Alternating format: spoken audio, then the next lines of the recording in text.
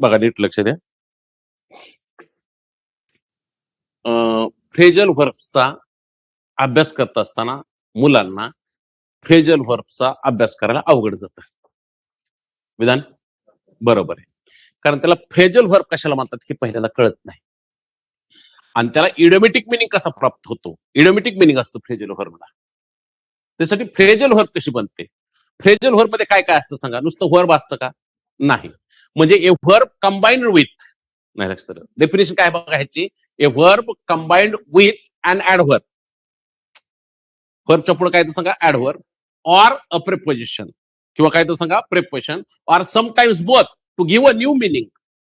म्हणजे व्हर्ब नंतर म्हणजे क्रियापद येणार, क्रियापदानंतर क्रियाविशेषण येणार, किंवा शब्दयोगी अव्यय येणार, किंवा दोन्ही येणार. म्हणजे व्हर्ब नंतर क्रियापद येईल, व्हर्ब नंतर क्रियाविशेष येईल, किंवा शब्दयोगी अव्यय येईल, किंवा दोन्ही बी येतील. आणि ह्या सगळ्यांना मिळून नवीन अर्थ प्राप्त होणार. त्याला काय म्हणायचं. Phrasal verb. म्हणजे फ्रेजल व्हर्ब कशी कशी असणार सांगा. फ्रेजल व्हर्ब म्हणजे व्हर्ब प्लस काय येणार सांगा. Verb plus preposition. Verb plus काय असणार सांगा. प्रेपोजिशन. You understand. किंवा व्हर्ब प्लस काय असणार सांगा.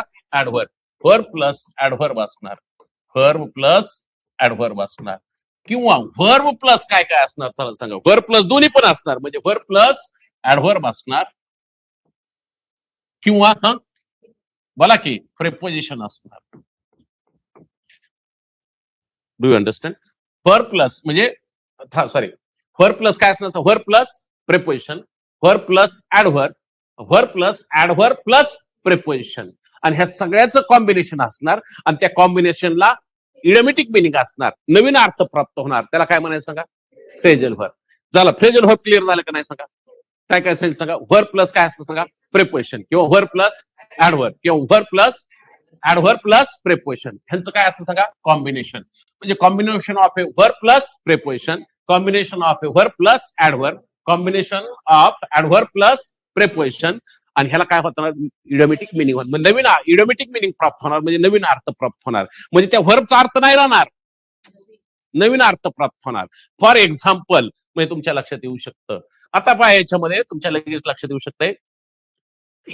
सांगितलं तुमच्या लगेच लक्षात येऊ शकतंय. बघा सेट अप आहे. सेटअप आहे. कसं ओळखायचं हे आता सांगितलं.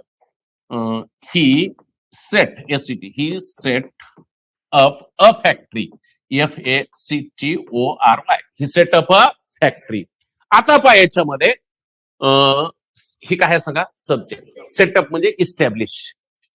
इस्टॅब्लिश म्हणजे स्थापन करणे. सेटअप ही इस्टॅब्लिश, ह्याचा अर्थ इस्टॅब्लिश म्हणजे ही इस्टॅब्लिश्ड फॅक्टरी, म्हणजे त्यांनी फॅक्टरीची स्थापना केली. आता मला सांगा ही सांगा असं बघू. ही काय सांगा. ही इस्टॅब्लिश्ड ESTABLISHED ही इस्टॅब्लिश्ड फॅक्टरी. आता मला सांगा याच्यामध्ये ऍक्शन पास का डज नॉट पास. अरे बोला की pass from one place to another place, म्हणजे वर ट्रान्झिटिव्ह इनट्रान्झिटिव्ह.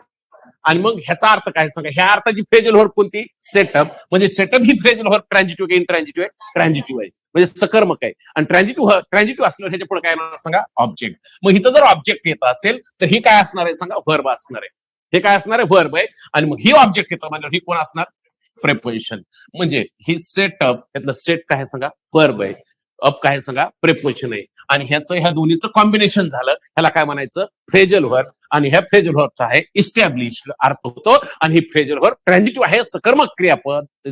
सकर्मक आहे नाही क्रियापद बन. बरोबर आहे. फ्रेजल व्हर्ब कशी सांगा. सकर्मक आहे. मग ह्याच्या पुढे ऑब्जेक्ट येतं, म्हणजे ही अप हे काय सांगा ह्यातलं प्रेपोजिशन आहे. You understand. आता मला सांगा याच्यामध्ये पुढे एक लक्षात घ्या. His mother MOTHER his mother passed away PASSED passed away yesterday YESTERDAY.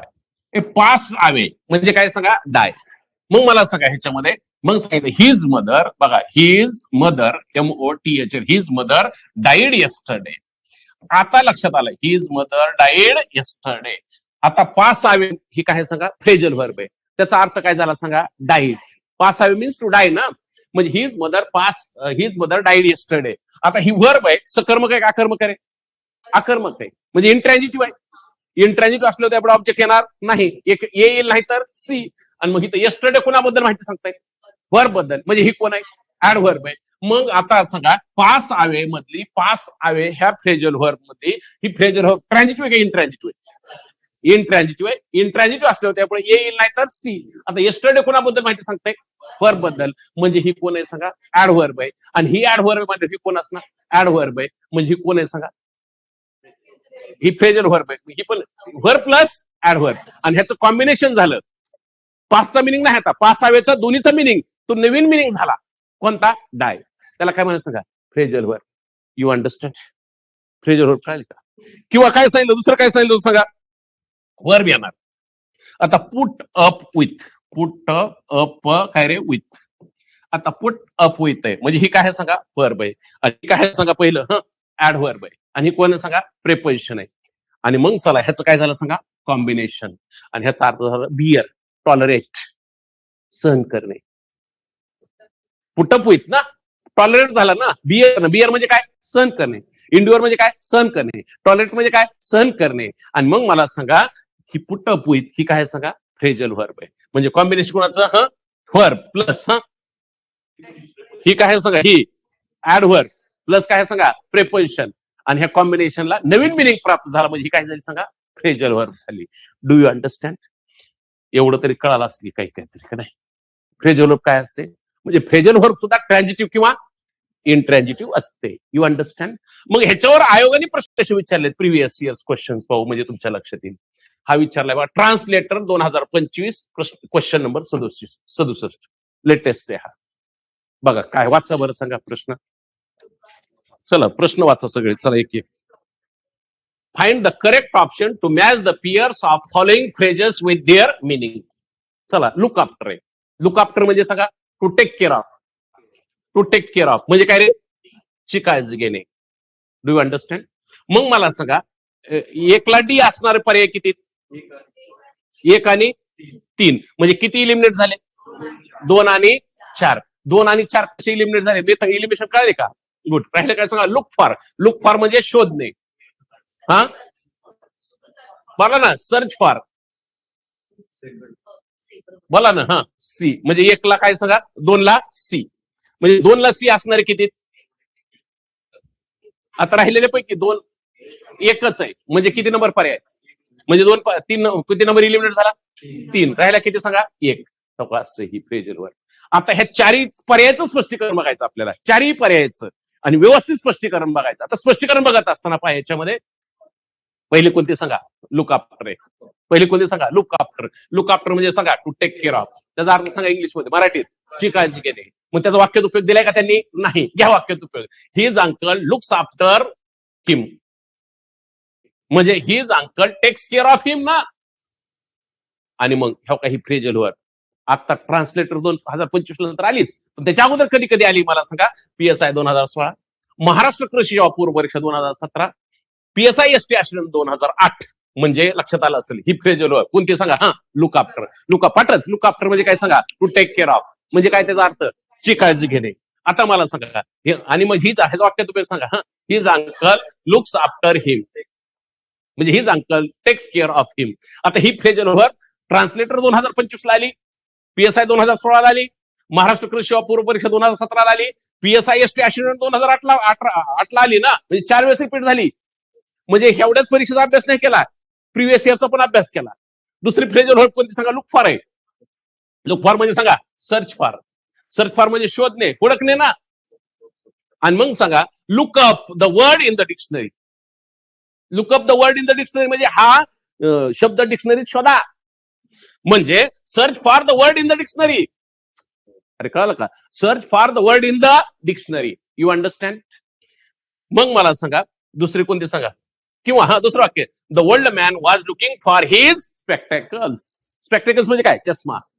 The old man was looking for his spectacles म्हणजे the old man was searching for his spectacles. Look for म्हणजे काय सांगा? Search for. You understand? मग राहिली कोणती बघा? दुसरी कोणती? अजून कोणती सांगा? लुक फॉरवर्ड टू समथिंग किंवा डुईंग समथिंग. ही पण फ्रेजल व्हर्ब आहे. कारण एक लक्षात ठेवायचं, लुक फॉरवर्ड नंतर टू येतं. लुक फॉरवर्ड नंतर काय येतं सांगा? टूच येतं आणि टूच्या पुढे थिंग येते. आणि जर त्याच्या पुढे लुक फॉरवर्ड टूच्या पुढं जर व्हर्ब आला तर व्हर्बला आयएनजी प्रत्यय लागतो, इन्फिनिटिव्ह येत नाही. त्याच्यावर कॉमन एरर विचारताय आयोग. काय सांगितलं आधी सांगा. लुक फॉरवर्ड टू, त्या पुढं थिंग येते, थिंग नाही आली व्हर्ब आला तर व्हर्बला आयएनजी प्रत्यय लागतो. मग ह्याचा अर्थ सांगा. लुक फॉरवर्ड टू समथिंग किंवा doing something, to expect with pleasure, ह्याचा मिनिंग का? चला काय मिनिंग आहे सांगा. हा, लुक फॉरवर्ड टू समथिंग किंवा डुईंग समथिंग म्हणजे एक्सपेक्ट विथ प्लेजर म्हणजे काय रे? आशेने, उत्कंठेने, अपेक्षेने, उत्सुकतेने वाट पाहणे. एक्सपेक्ट विथ प्लेजर म्हणजे उत्सुकतेने वाट पाहणे. आणि पाहायच्यामध्ये बघा, the old man is looking forward to the visit of his grand children. A visit काय सांगा, ह्यातलं नाव नाही, थिंग आहे, ही थिंग आहे. म्हणजे the old man is expecting with pleasure the visit of his grand children. चला लुक फॉरवर्ड, चला पटच. Look forward to, त्यापुढे काय सांगा समथिंग, किंवा त्यापुढे काय येतं सांगा व्हर्ब आलं तर व्हर्बला आयएनजी प्रत्यय म्हणजे जरंड येणार की इन्फिनिटिव्ह? जरंड येणार. Do you understand? आता पहा हे वाक्य, I am looking forward to seeing my parents in the summer vacation. जर असं दिलं, I am looking forward to see my parents, to see my parents, to see my parents, correct incorrect सांगा? अरे बोला की इनकरेक्ट. म्हणजे इथं काय पाहिजे सांगा? सीइंग. मुलं काय चुकतात माहितीये का? टूच्या पुढं बेस फॉर्म येतो. मग पोरग काय म्हणणार माहिती का? I am looking forward to see my parents in the summer vacation. हे सीइंग नाही, टू आलंय, टूच्या पुढे काय येणार सांगा? आणि मग सांगा ही जरंड आहे, ही टू काय सांगा? प्रेपोजिशन आहे आणि ऑब्जेक्ट ऑफ दी प्रेपोजिशन झाले. नाही लक्षात आलं? समजते का हे?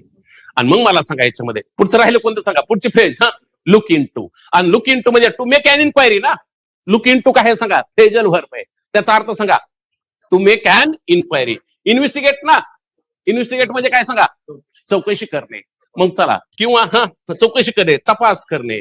मग सांगा I will look into the matter म्हणजे I will investigate the matter. नाही लक्षात आलं? I will investigate the matter. इन्व्हेस्टिगेटच्या पुढे इन टू येणार नाही, कारण इन्व्हेस्टिगेट हे व्हर्ब ट्रान्झिटिव्ह व्हर्ब आहे. नाही लक्षात आलं? अरे कळालं का नाही? इन्व्हेस्टिगेट हे व्हर्ब कसला आहे? ट्रान्झिटिव्ह आहे. म्हणजे I will investigate the matter. If you say I will investigate into the matter, चुकलं, ट्रान्झिटिव्ह आहे. म्हणजे ही लुक काय सांगा? व्हर्ब आहे, आणि इन टू काय सांगा? ह्यातलं प्रेपोजिशन आहे. आणि लुक इन टू ही फ्रेजल व्हर्ब आहे, त्याचा मिनिंग इन्व्हेस्टिगेट झाला. म्हणजे ही जर त्याचा मिनिंग जर ट्रान्झिटिव्ह असेल तर ही पण कसं असणार? ट्रान्झिटिव्ह. द मॅटर ही नाउन ऑब्जेक्ट आहे. You understand something? किती जणाला कळालं सांगा बरं? चारही पर्याय झाले. चारही पर्यायचं काय झालं? अर्थ इंग्लिशमध्ये अर्थ झाला, मराठीत अर्थ झाला, त्याचा वाक्यात उपयोग झाला. ते पर्याय परीक्षेला कुठल्या कुठल्या परीक्षेला आले ते पण झालं. एवढं डिटेल कुठं असणार आहे? Do you understand? एवढं तुम्हाला बघायचं असेल तर तुम्हाला काय करावं लागेल सांगा? एवढं डिटेल ह्या पुस्तकात दिले. एवढं डिटेल कुठल्याच महाराष्ट्रातल्या पुस्तकात तुम्हाला हे सापडणार नाही. आणि प्लस ह्या पुस्तकामध्ये काय काय दिले मी सांगतो. ह्याच्यामध्ये हो का कॉमन एरर्स दिल्यात. Common errors in the use of the nouns, pronounce, adjectives, adverbs, prepositions, conjunctions, verbs, subject verb agreement, ambiguities and Indianisms. हे पोरांनो, कॉमन एरर्स कुठल्याच पुस्तकात नाहीत. स्पष्टीकरणाच्या पुस्तकात कुठल्याच नाही महाराष्ट्रातल्या. कुठल्याही मार्केटमधलं पुस्तक बघा, हे तुम्हाला आढळूनच येणार नाही. हे टॉपिक तुम्हाला बघा ना, the same word use at different part of speech. बघा कुठलेही पुस्तक मार्केटमधलं उपलब्ध, आणि पुन्हा पुस्तके घ्या ही. आणि ह्याच्यातलं बघा इथं डँगलिंग पार्टिसिपल, मिसरिलेटेड पार्टिसिपल, अनरिलेटेड पार्टिसिपल आहे. हे शब्द तुम्हाला ऐकायलाच मिळेल. फक्त हे शब्द तुम्हाला इथंच सापडतील. ह्याच पुस्तकात, महाराष्ट्रातल्या कुठल्याच पुस्तकात शब्द सापडणार नाहीत. आणि ह्याच्यावर आयोगाचे प्रश्न आहेत. आणि ह्याच्यावर आयोगाचे प्रश्न पडतात हे पोरांना माहित नाही, आणि पोरगा अभ्यास करताय. मार्क येतील का रे? नाहीत येणार. ज्यांना मी खूप वाटतंय खोटं बोलतो त्यांनी हे पुस्तक घ्यायचं, कुठल्याही मार्केटमधलं पुस्तक बघायचं आणि ह्याची कंपॅरिझन करायची, आणि मग पुन्हा पुस्तक घ्यायचं, पुस्तक वापरायचं, महिनाभर वापरायचं. तुम्हाला नाही आवडलं तर त्याच किमतीला परत देतो. फक्त तुम्ही ती काय राहते बिल आणा, फक्त पावती आणा. You understand? तुम्हाला हे पण क्लॉज एलिमेंट्स आहे. Fronting of subordinate clause object हे शब्द आहेत. हे शब्द फक्त ह्याच पुस्तकात सापडतील. ह्याच्यावर आयोगाचे प्रश्न आहेत. हे जर पोराला माहित नसेल एमपीएससी करणाऱ्या, तर अभ्यासाचा परिपूर्ण होईल का स्पर्धा परीक्षा इंग्लिशचा? नाही. क्लॉज एलिमेंट्स आहे, असे बरेच शब्द आहेत तुम्हाला हे फक्त इथंच सापडतील. आणि ह्याचं प्रॉपर अनालिसिस केलेलं आहे सिलेबसचं, आणि सिलेबसचं अनालिसिस प्रॉपर केलेला शिक्षक योग्य असतो. जसं रोगनिदान करतो डॉक्टर, रोगनिदान ज्याला जमतं डॉक्टरला तो डॉक्टर योग्य असतो, तसा अनालिसिस करणारा शिक्षक पण योग्य असतो. हे तुम्ही पुस्तक वाचा, म्हणजे तुम्हाला एवढं डिटेल ह्याच्यात सगळं मिळून जाईल. पुढचा नेक्स्ट प्रश्न पहा, कुठला आहे मला सांगा याच्यातला. वाचा.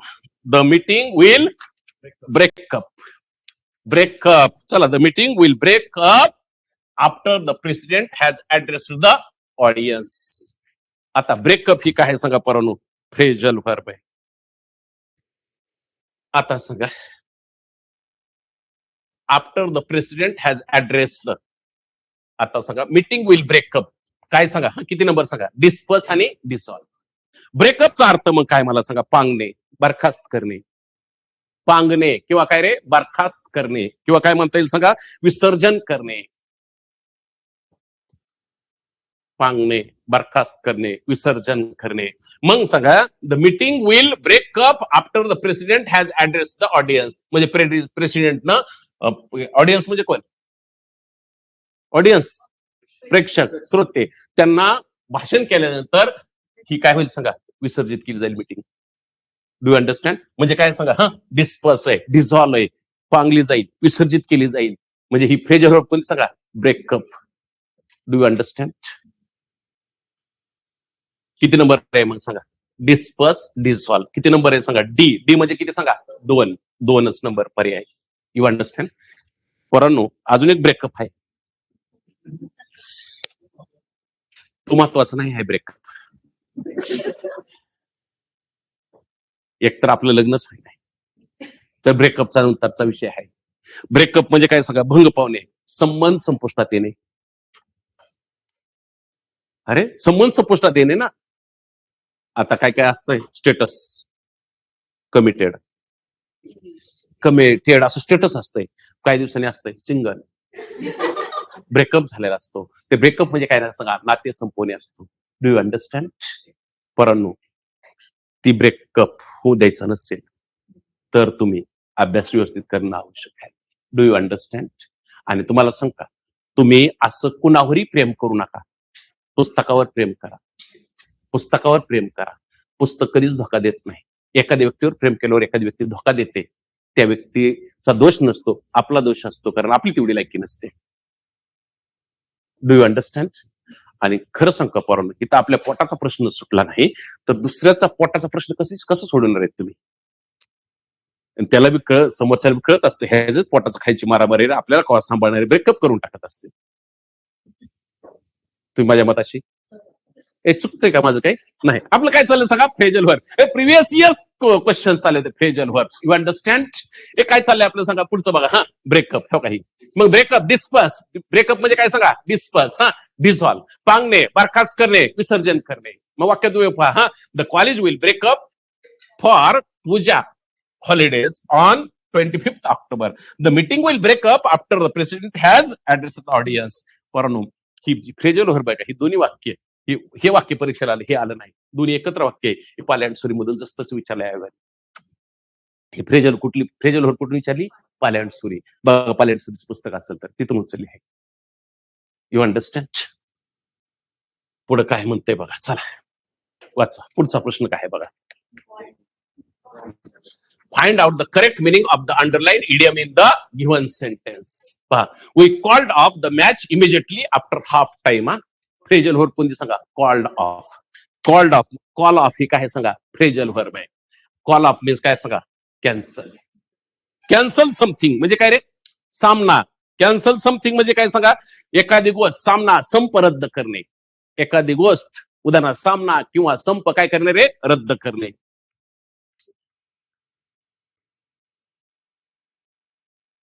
म्हणजे किती नंबर उत्तर सांगायचं, एकच नंबर. कोणती फ्रेजल वर्ब चालू होते, चला कोणती फ्रेजल वर्ब आहे सांगा, कॉल ऑफ. आणि मग मला सांगा, कॉल ऑफ बघा, कॉल ऑफ मीन्स सांगा, हा कॅन्सल समथिंग. आणि मग एखादी गोष्ट, सामना वगैरे रद्द करणे. The match was called off due to heavy rain. म्हणजे काय रे, the match was called off due to heavy rain म्हणजे जोरदार पावसामुळे मॅच काय झाली, कॅन्सल करण्यात आली. मग ही फ्रेजल वर्ब ह्याच वेळेस विचारली का, नाही. ही कधी कधी विचारली सांगा, एमपीएससी 2022, एमईएस म्हणजे एमपीएससी इंजिनिअरिंग 2013, सीजीएल टीआर 2 2012, आणि आता कधी विचारली मला सांगा, हे 24 ग्रुप बी 2024. प्रिव्हियस इयर्स, ही प्रिव्हियस इयर चाललंय, ही प्रिव्हियस इयर्स म्हणजे प्रिव्हियस इयर. तुम्ही रिपीट क्वेश्चन होतात, अशी रिपीट होतात, ह्या रिपीट कशा होतात ती, हा यू अंडरस्टँड? म्हणजे कॉल ऑफ. आता मला सांगा कॉल ऑन पण आहे. कॉल ऑन म्हणजे सांगा, कॉल ऑन आहे काय फ्रेजल वर्ब? आहे. Call on means to visit somebody for a short time किंवा to pay a short visit to a person. कोणती फ्रेजल वर्ब सांगितलं सांगा? हा, कॉल ऑन. काय अर्थ आहे सांगा? To pay a short visit to a person म्हणजे एखाद्या व्यक्तीला थोड्या वेळासाठी भेटायला जाणे, तात्पुरती भेट देणे. कोणती फ्रेजल वर्ब आहे चला सांगा? हा चला, काय अर्थ आहे त्याचा? To pay a short visit to somebody किंवा पर्सन म्हणजे थोड्या वेळासाठी एखाद्या व्यक्तीला भेटायला जाणे. मग सांगता येईल the prime minister of England. बघा वाक्य वाचा, काय सांगितलं नीट लक्षात घ्या. The prime minister of England called on the president of America. नाही कळालं काहीच? पुन्हा कोणाला कळालं नाही? The prime minister of India Narendra Modi called on the prime minister of कोण रे? पाकिस्तान. वाकडी वाट करून जातात. You understand? Call on. ए मला सांगा call on you understand? Call at. ए कॉल ऍट आहे का नाही? बघा बघा, कॉल ऑफ झाली, कॉल ऍट झाली. कॉल ऍट म्हणजे सांगा to pay a short visit to a place. Call on झाले की call on to pay a short visit to a person आहे आणि कॉल ऍट म्हणजे to pay a short visit to a place आहे. म्हणजे एखाद्या स्थळाला धावती भेट देणे. नाही लक्षात आलं? एखाद्या स्थळाला धावती भेट देणे. नीट अभ्यास करा तर तुम्हाला स्थळ येईल. एखाद्या स्थळाला धावती भेट देणे. Do you understand? चला काय सांग कॉल ऑन कॉल ऍट मध्ये काय फरक आहे चला सांगा? Call on means to pay a short visit to a person. Call at means to pay a short visit to a place म्हणजे एखाद्या स्थळाला धावती भेट, एखाद्या जागेला धावती भेट देणे, एखाद्या स्थळाला धावती भेट देणे. आणि मग I called at the residence of my boss. Residence म्हणजे काय? निवासस्थान. I called at the residence of my boss yesterday. म्हणजे सांगा बरं ह्याचा अर्थ? काल मी माझ्या बॉसच्या निवासस्थानाला धावती भेट दिली. चला कॉल कोणती सांगा? Call off cancel something. Call on to pay a short visit to a person. Call at to pay short visit to a place. आणि पोरांनो call for something. Call for something आहे इज टू डिमांड आहे. Call for something. Call for something is to demand. To demand म्हणजे एखाद्या गोष्टीची मागणी करणे. एखाद्या गोष्टीची काय करणे रे? मागणी करणे. एखाद्या गोष्टीची मागणी करणे. आणि मग पहा, he called for the case. He called for the delay in the case. He called for the delay in the case. Delay म्हणजे काय? उशीर. आणि कॉल इन आहे पोरांनो. Call in. Call CALL call in. CALL call in आहे. Call in means सगळा समन. SUMMON call in means समन म्हणजे बोलावून आणणे. Do you understand? लिहून घेऊ तुम्हाला ह्याची प्रिंट देतो. ह्याची प्रिंट देतो. कशाला लिहून घेता? हेच वाचा पुन्हा. You understand? पण एक्स्ट्रा आहे. काय सांगितलं सांगा? Call in. कोणती फ्रेजवर सांगा? कॉल इन टू समन म्हणजे कॉल इन डॉक्टर इमिजिएटली. समन डॉक्टर इमिजिएटली म्हणजे डॉक्टरला बोलवा. बोलून आणा डॉक्टरला. The patient is serious. The patient is on the ventilation. Serious. Do you understand? The patient is on the वर्ज ऑफ द डेथ. किती झाले फ्रेजर सांगा? एक एक. कॉल पहिलं कॉल ऑफ, दुसरी कॉल ऑन, पुढे call at, call in, call for. किती झाल्या? 5. कधी आलंय ही असं आहे. You understand something. आणि बघा राज्यसेवा ही फ्रेजल वर्ब आहे. बघा the rally dash dash peacefully. किती फ्रेजल वर्ब आहेत? पर्याय सांगा चला एक एक एक एक. Choose the correct alternative to complete the sentence meaningfully. बोला. Passed off, passed on, pass away, pass over. चला सांगा परत. Pass off. पास ऑफचा अर्थ द्या. Pass off. आता सगळे चारी पर्यायच बघा आणि चारी पर्याय परीक्षेला कुठं कुठे आले ते पण बघू. अरे बरोबर आहे का? आणि मग पाहायच्या मध्ये passed off. Passed off means बघा आता एक एक. Pass off means to take place and be completed in a particular way. काय सांगा? To take place and be completed in a particular way म्हणजे एखादी गोष्ट विशिष्ट पद्धतीने पार पडणे. एखादी गोष्ट विशिष्ट पद्धतीने पार पाडणे.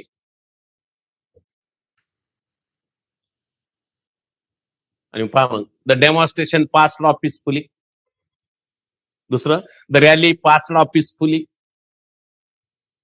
ही दोनदा रिपीट झाली.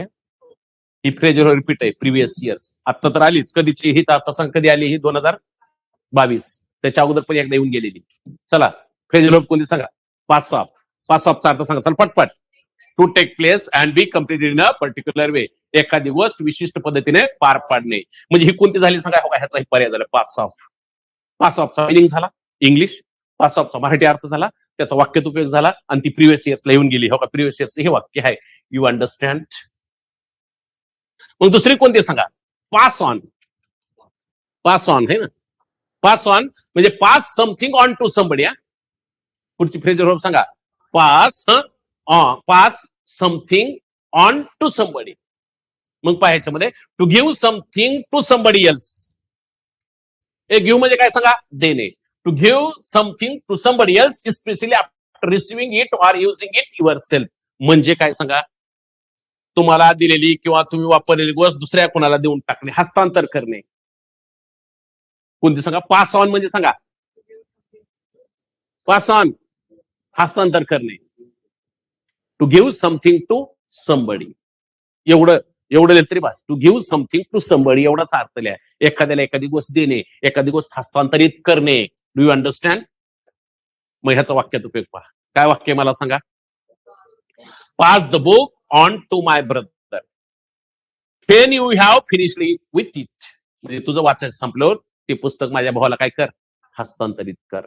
ही दुसरी फ्रेजर होती. कोणती सांगा? Fraser pass on. पहिली कोणती होती सांगा? Pass of. पुढची कोणती मला सांगा? चला, पास आवे. पास आवे म्हणजे चला, पास आवे हे फ्रेजर. डाय. पास आवे मीन्स टू डाय. आणि मग ह्याचा मराठी अर्थ सांगा? मृत्यू पावणे. मग सांगा फ्रेजर सांगा ह्यातले वाक्यात उपयोग. हिज मदर पास लावे लास्ट इयर. म्हणजे his mother died last year. You understand? Pass away ही काय सांगा? मग फ्रेजल वर्ब आहे. त्याचा मिनिंग सांगा पटपट. डाय. परंतु ह्या अर्थाची इडियम सांगा. To give up the ghost. Give up the ghost ह्या अर्थाची इडियम आहे. पास आवे ही फ्रेजर वर्ब आहे. गिव्ह अप द घोस्ट काय सांगा? इडियम आहे. To give up the ghost म्हणजे सांगा डाय. You understand? आणि मग बघा, the old man give up the ghost at night.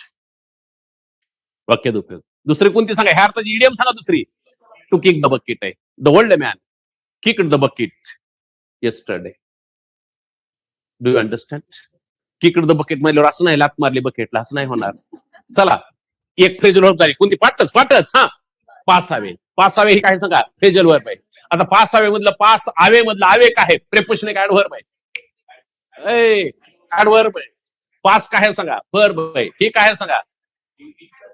He adverb आहे. आणि मग इंट्रान्झिटिव्ह नाही, ही फ्रेजल वर्ब. आणि ही ऍडव्हर्ब आहे लास्ट इयर. आणि टाइम दर्शवत आहे. निश्चित वेळ ही येणार आहे पुढे. पुढे पहा मित्रांनो, पास ओव्हर. पास ओव्हर म्हणजे सांगा to ignore something. To ignore avoid something म्हणजे एखाद्या गोष्टीकडे दुर्लक्ष करणे, एखादी गोष्ट टाळणे. कोणती फ्रेजल वर्ब सांगा? पास ओव्हर म्हणजे काय सांगा? To ignore. टू इग्नोर म्हणजे दुर्लक्ष करणे. टू अवॉइड म्हणजे टाळणे. एखादी गोष्ट किंवा व्यक्तीला काय करणे रे? टाळणे किंवा त्याच्याकडे दुर्लक्ष करणे. I passed. नीट वाक्याचा. I passed over his criticism. नाही कळालं काहीच. काय सांगितलं वाक्यात तुम्ही सांगा? I pass over his criticism. Do you understand? म्हणजे मी त्याच्या टीकेकडे काय केलं सांगा? दुर्लक्ष केलं. Do you understand? तो काही असं आहे.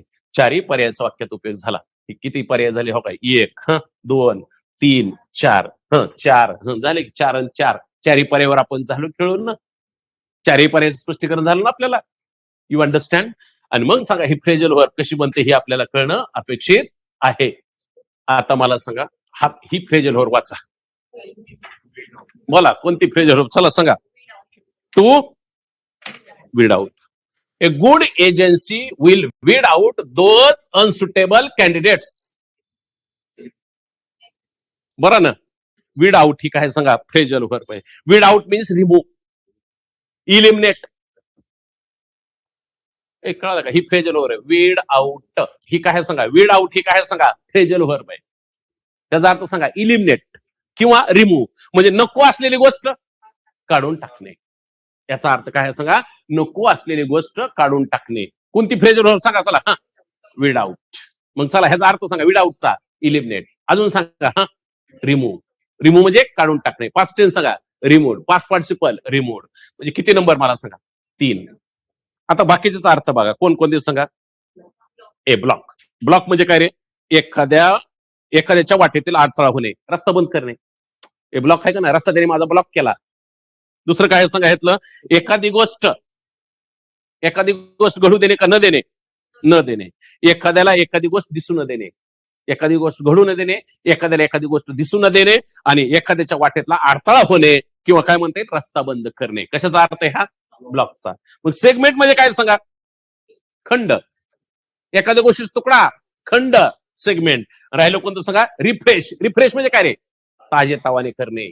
ताजे तवाने करणे. पास्ट ही का वर्ब आहे, बेस्ट फॉर्म आहे ना. ह्याचं नाव काय सांगा? रिफ्रेशमेंट. म्हणजे काय रे? रिफ्रेशमेंट म्हणजे ताजे तवाने काय? परंतु रिफ्रेशमेंट चौमेव. चौमेव. चौमेव शब्द ऐकलाय का? चौमेव खाल्ला नाही का? मराठीला काही चौमेव, पकालीच पाणी, good good good good good. कोणी कोणी बघितलं ही चौमेव पकालीच पाणी? हे ती चौमेव आहे. चौमेव चौमेव. कोणी कोणी ऐकलं चौमेव हातवर? ती चौमेव म्हणजे रिफ्रेशमेंट आहे. Do you understand? आणि पोरांनो, लहानपणीचा चौमेव वय झाल्यानंतर चकना होत असतो त्याचा.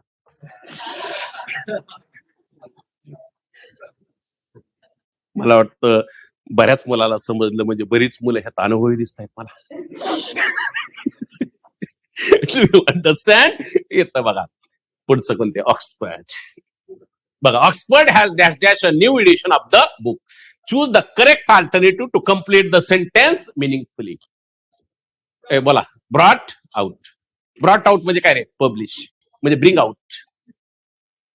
मग चला, Oxford has brought out a new edition of the book, म्हणजे ह्या पुस्तकाची नवीन आवृत्ती ऑक्सफर्डने काय केलेली आहे? प्रकाशित केलेली आहे. मग इडियम कोणते सांगा? Brought out. मग ब्रॉट आउटचं ब्रॉटचं मूळ रूप सांगा? ब्रिंग. ब्रिंग आउट मग सांगा. हे आता ह्याचे चारही पर्याय बघू आपण. हा, कोणकोणते चला चारही? पहिला पर्याय बघा. हा, कोणते? पहिला ब्रिंग आउट. ब्रिंग आउट म्हणजे सांगा टू पब्लिश, म्हणजे प्रकाशित करणे. मग doctor Kumar brought out new book on English grammar. He phrasal वर रिपीट झाली. ह्याच्या अगोदर कधी? एमपीएससी इंजिनिअरिंग 2015 विचारली. आता कधी विचारली चला सांगा? आता डॉक्टर राज्यशाव 2022. म्हणजे पीवायक्यू चाललंय आपलं. ही रिपिटेशन चाललंय प्रश्नाचं. रिपिटेशनचं स्पेलिंग येत नाही तर रिपिटेशन चाललंय. ती मिसस्पेल्ड वर्डला आलंय रिपिटेशनचं स्पेलिंग. नाही का? आलं ना? पुढं पहा. आता राहिले ही. मग किती नंबर उत्तर सांगा ह्याचं? 3च नंबर. 3च नंबर ना? मग राहिले कोणते कोणते बाकीचे? हा, ब्रिंग अबाउट ही पण फ्रेजल वर्ब आहे. कोणती सांगा? Bring about. To cause something to happen म्हणजे एखादी गोष्ट घडवून आणणे. ब्रिंग काय सांगा? हा, ब्रिंग अबाउट म्हणजे to cause something to happen म्हणजे एखादी गोष्ट घडवून आणणे. आणि मग सांगा ह्या वाक्यात उपयोग सांगा ह्याचा. She brought about revolution in psychoanalysis. Revolution म्हणजे काय रे? क्रांती. आणि पुढची फ्रेजल वर्ब 2 तर झाल्या. टू ब्रिंग इन म्हणजे सांगा ब्रिंग इन आहे. हा, टू इंट्रोड्यूस समथिंग म्हणजे एखादी गोष्ट नव्याने आणणे, नव्याने अंमलात आणणे. टू ब्रिंग इन म्हणजे टू इंट्रोड्यूस समथिंग, एखादी गोष्ट नव्याने अंमलात आणणे. वाक्यात उपयोग पहा. The government has brought in a new law on dangerous dogs. नवीन कायदा आणला ह्याच्यावरती. ब्रॉट इन नवीन कायदा आणली तोरला डेंजरस डॉगची. कारण कुत्र चावले की रेबीज होते. अरे बरं, कुत्र चावले की रेबीज होते ना. आणि मग कुत्र चावले की रेबीज झाली. तुम्हाला काय करतो? मला कुत्र चावल्यानंतर कुणाला चावायची लिस्ट करतोय. ब्रिंग अप आहे. पुढची फ्रेजर सांगा ब्रिंग अप. ब्रिंग अप म्हणजे सांगा टू रिअर आहे. संगोपन करणे. संगोपन करणे. आणि पहा मित्रांनो, my parents brought up me in adverse situation हे आले मल्टीटास्किंग 2013. You understand? किती फ्रेजल वर्ब झाले सांगा मला? 6 6 नाही झाल्या, 6 चौक 24 झाल्यात. फ्रेजल वर्ब 6 झाले नाहीत, 24 झाल्यात. तुम्हाला 24 झाल्यासारखे वाटले नाहीत. मला वाटतं हे कधीच विसरणार नाही तुमचं. You understand? समजलं का फ्रेजल वर्ब्स नाही? आणि मग फ्रेजल वर्बचा अभ्यास करायचा असेल तर तुम्ही ह्या पद्धतीने जाऊ आपण रोज. आणि जास्त 5-50 रोज घेऊन फ्रेजल वर्ब चालणार नाही, तेवढ्याच घेतल्या पाहिजेत अशा. मला वाटतं सोपं आहे का अवघड आहे? सोपं आहे. आणि मग फ्रेजल वर्बचं डेफिनेशन सांगा. पहिलं फ्रेजल वर्ब कशी बनते? वर्ब प्लस प्रेपोजिशनचं कॉम्बिनेशन किंवा वर्ब प्लस ऍडव्हर्बचं कॉम्बिनेशन किंवा वर्ब प्लस ऍडव्हर्ब प्लस प्रेपोजिशनचं कॉम्बिनेशन. त्या कॉम्बिनेशनला नवीन अर्थ प्राप्त होतो. म्हणजे एखादे क्रियापद आणि क्रियाविशेषण किंवा एखादं क्रियापद आणि शब्द घ्यावे किंवा एखादं क्रियापद आणि दोन्ही यांचं काय असतं?